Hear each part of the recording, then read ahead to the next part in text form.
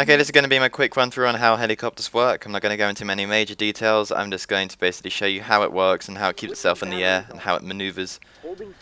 There's no need to go into any mechanical aspects or flight principles. I'm just going to basically show you how it works. So you've got two rotors, one main rotor and the tail rotor. The main rotor is the one on top, obviously, and it's the one that gives the helicopter its lift to move. And also gives it the pitch and roll required to maneuver it in the air. Now, as the main rotor speeds up, you can imagine that it takes a fair amount of force to spin it around. And because it's turning in it's turning, the force will have a couple. And what that means is that as it will have torque. So as you spin the rotor, in effect, the helicopter would also spin around the rotor. So if you just went into the air now without the tail rotor moving at all, then the helicopter would start spinning around uncontrollably because of the amount of torque on the main rotor. So what the tail rotor does is create anti-torque, which is actually what it's called, and that stops it from spinning around, and you can control it like that. Now, to get off the ground, what I'm going to not do is increase the speed of my main rotor. What I actually do is just increase the pitch of the blades themselves. What that means is that they'll angle up slightly more so that they push more air down. So it'll force more air down, forcing me up as such.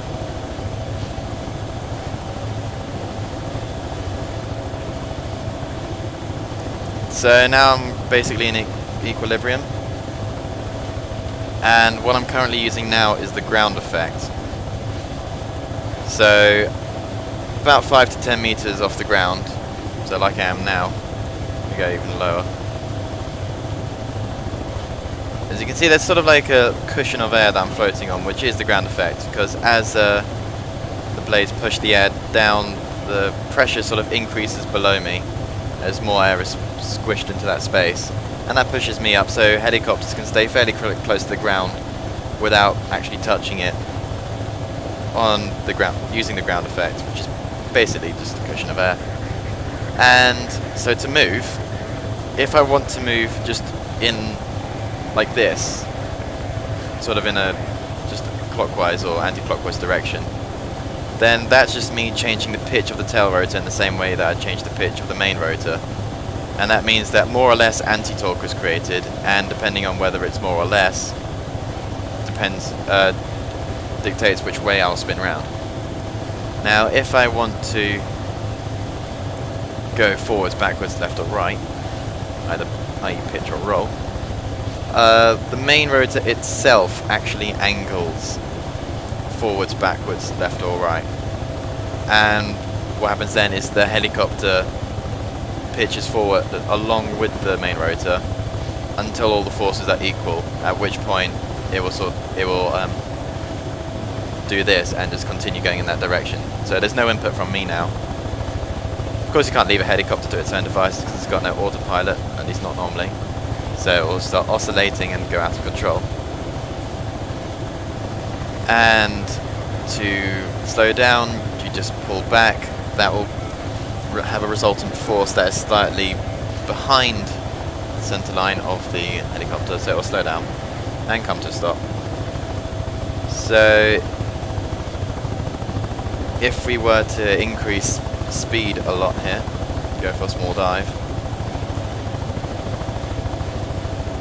and then we pull back quickly, in the same way that the ground effect works, if there's more higher pressure below the helicopter because we were moving forward, we'll move up as a result. Now, something that most people don't know, unless you're involved with these things, about how helicopters work, is how an engine failure works in a helicopter. Most people seem to think that if you have an engine failure, you're pretty much screwed because you'll just plummet into the ground. But because of the way the main rotor works, that you'll actually have probably a greater chance of surviving in a helicopter than in a plane. Now, because the speed of the rotor isn't the indicatory thing that determines the amount of lift it generates, if you change the pitch of the blades, which is like what you normally do to change the lift, if you change the pitch of the blades above the ground, just before you impact it, you can generate enough lift to cushion your impact. So what I'm going to do now is literally just shut off my engines and have a go at a forced landing.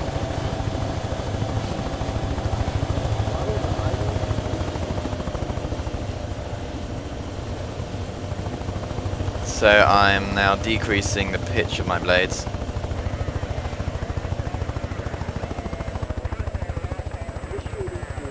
Gonna start slowing down horizontally.